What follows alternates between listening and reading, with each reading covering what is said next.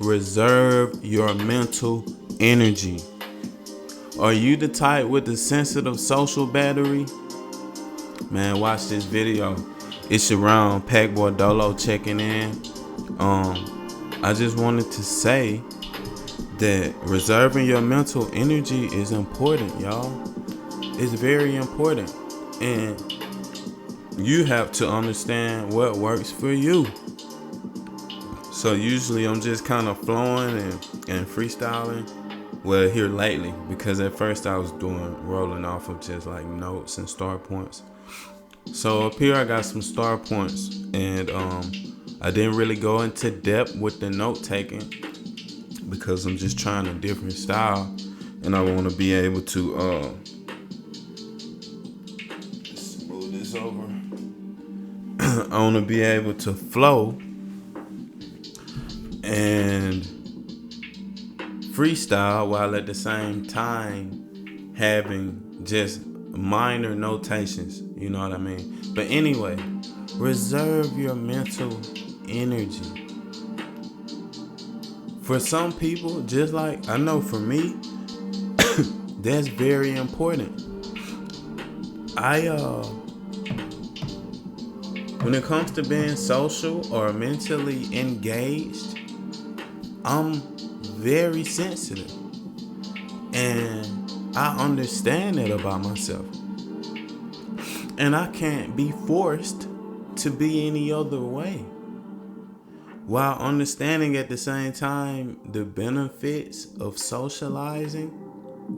There is a unique balance, and there is specific people for specific people, and some people aren't for you because it's almost like their energy drains yours way quicker.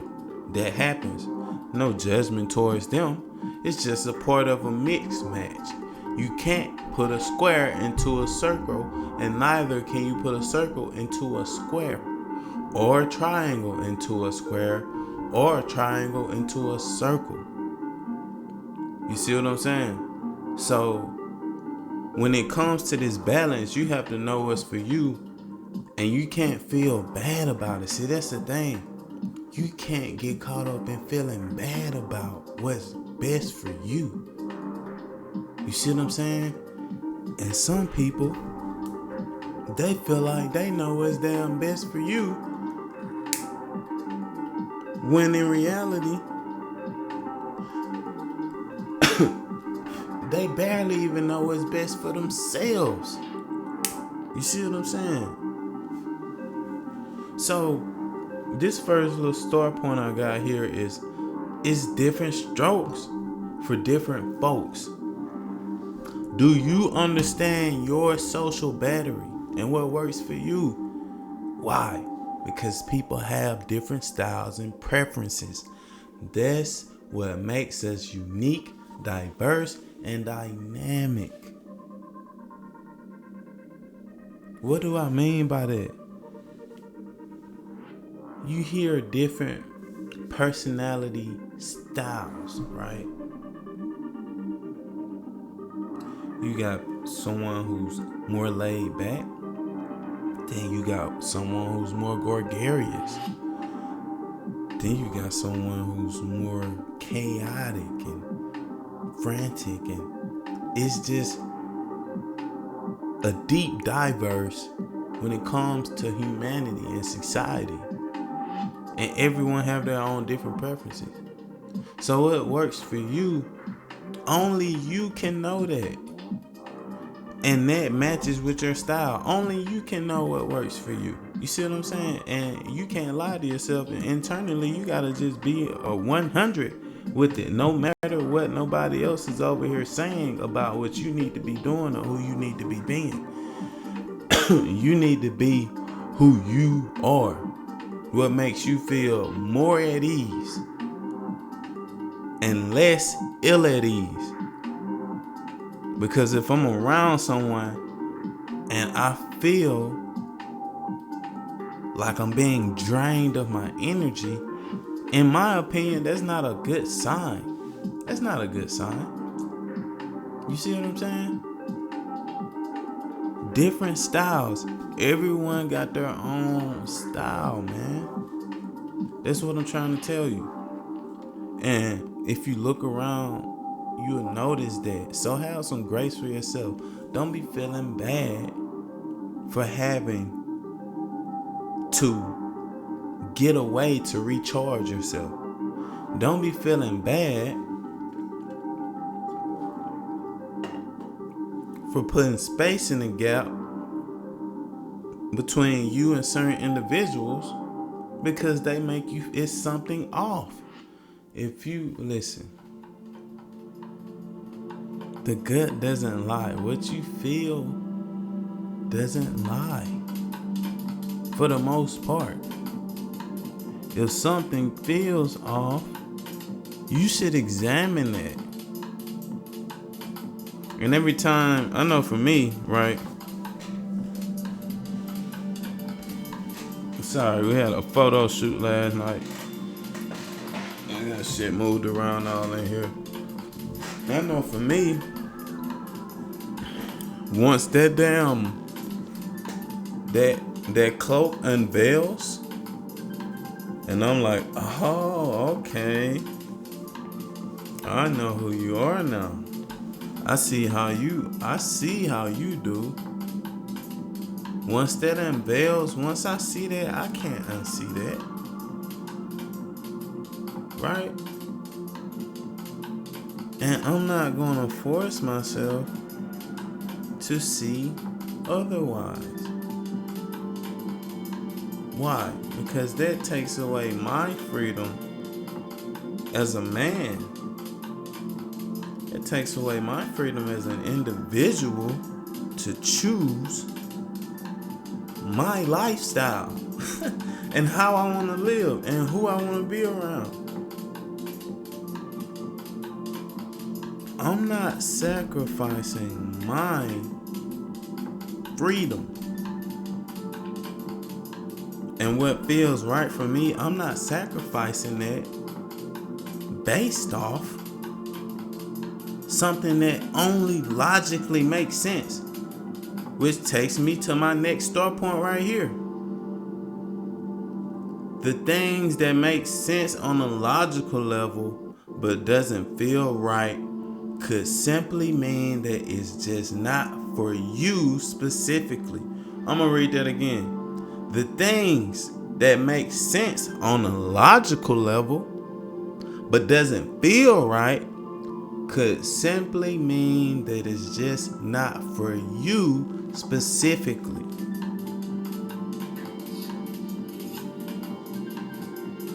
It's not for you specifically, so don't let logic override emotion. And I wouldn't even really say emotion, but it's almost like that sixth sense. You know what they talk about? Like that gut feeling, like something feels off. Like something that the ladies, they really have it. You know, God really blessed them with that sixth sense to be able to sense when something feels off. And they're usually right? So when it feels like that for you, even if it logically makes sense, if it doesn't feel right, that could simply mean that it's just not for you specifically. Which goes back to how each of us are so unique, diverse, and dynamic. Each of us can only live and move a certain way based on our own individual specifications, not based off of somebody else's logic that they understand and that they get. You know what I mean? Because I live like this. I need evidence. Evidence creates confidence. And whatever it is, I need evidence to know what I'm believing in works and is true and is right. I need the evidence. You know what I mean? Excuse me. That's just like going to a car lot and hearing the salesman walk with you and tell you based on what you think he's believing about a specific car, that it's a good car. If I go off of what sound, oh yeah, it's a good car, it lasted this long, we fixed this on it, we fixed that on it. The value of it is at a great price because the value of it calls for it to actually cost more than what it's at right now. Everything that he's saying is saying that the car that I'm looking at is a good car. But I don't have the evidence that the car is a good car. Right? So therefore, I'm gonna have to drive the car and look at the car and smell the oil stick and know that it's a good car based off of my understanding, based off of the evidence that was presented to me specifically, to me, right? What works for me.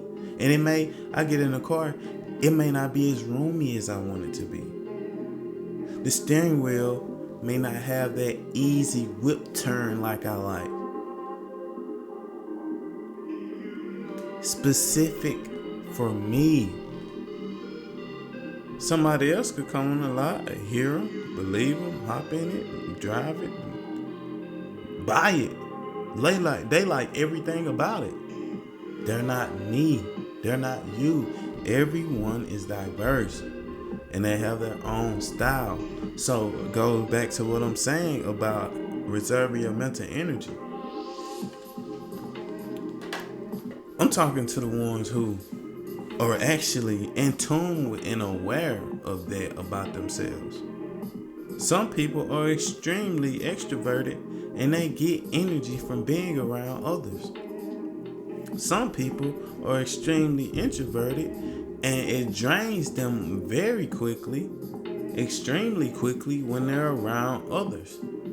Some people are in the sweet spot where they can be around people, they can have good conversations, but they can only be around people and have good conversations, and they can only be attentive for so long, and they're aware of that about themselves.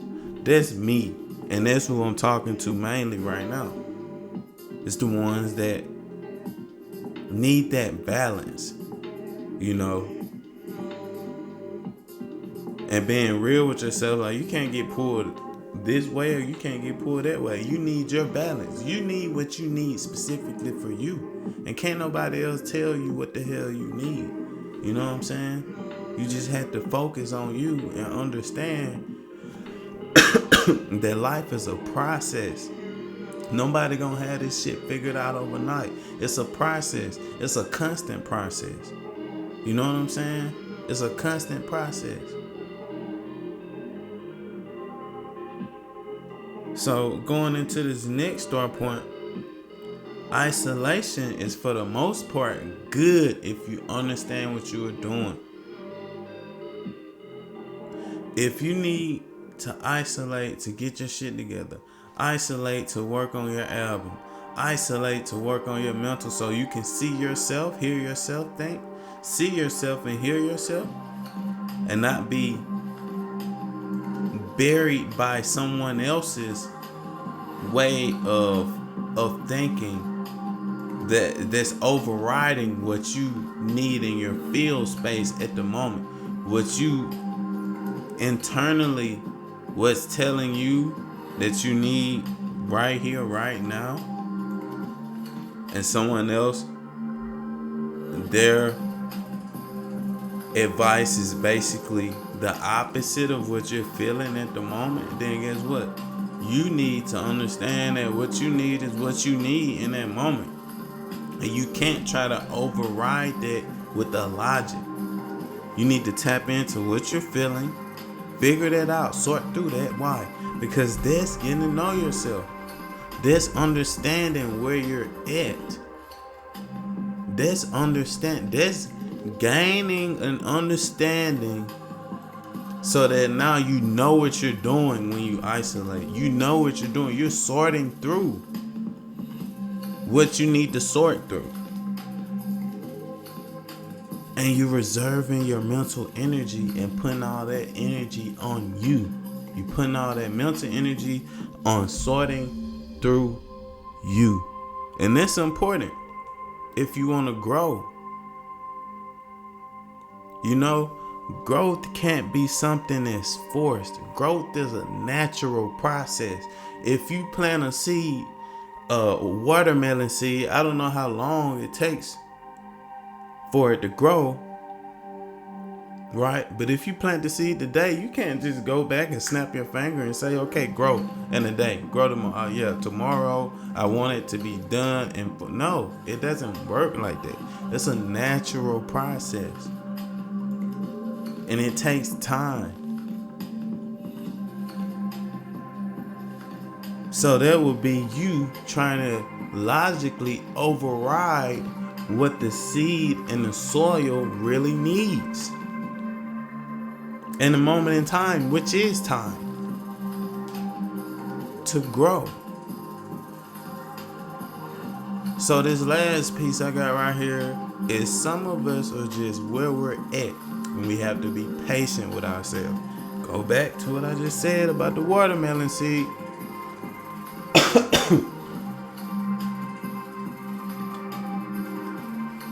When you plant that watermelon seed, it's just where it's at. It's in the ground.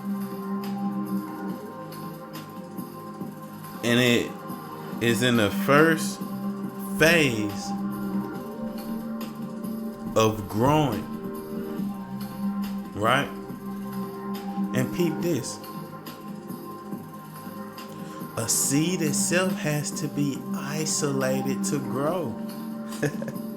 You can't force a seed to not be isolated because it won't grow. You need to isolate the seed itself.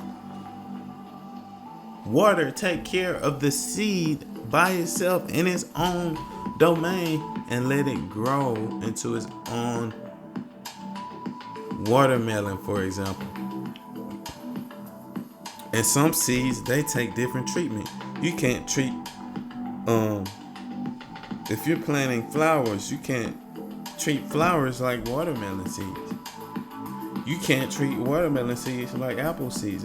They're all diverse, unique, and dynamic, and they have their own specific preferences and specifications. They have their own style,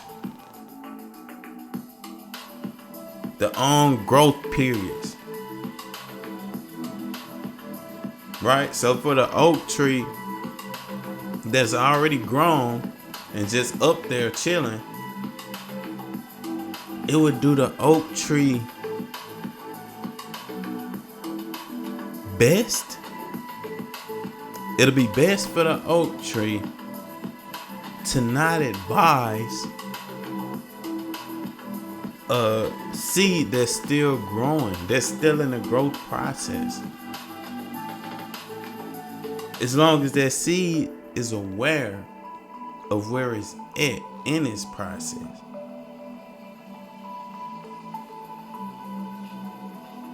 Reserve your mental energy. Understand that you're unique, man. You don't have to be forced to go hang out and go to the bar and you listen. You're your own person, and you need to understand your own mental energy, social battery, and what works for you. When you're attentive, how long you're able to be attentive. When someone is around you or in your life that just completely just drains the shit out of you, you need to be aware of that. And you need to make adjustments and pay attention to yourself and what you need. Fuck that. If you need to isolate for a second. Just understand, just be aware, understand what you're doing. Fuck that. Feel me? Man, it's around Pack Boy Dolo. Checking out. Make sure you like, comment, subscribe, and hit the notification bell so that you are aware every time we upload one of these amazing videos. Learning as I go. We're still a small channel, but we're past 100 subscribers, and I'm very grateful for that. And we got a ton of vision. And we focus on what we're doing, and we're just trying to stay consistent and keep pumping out quality content, man. Y'all stay up. Peace.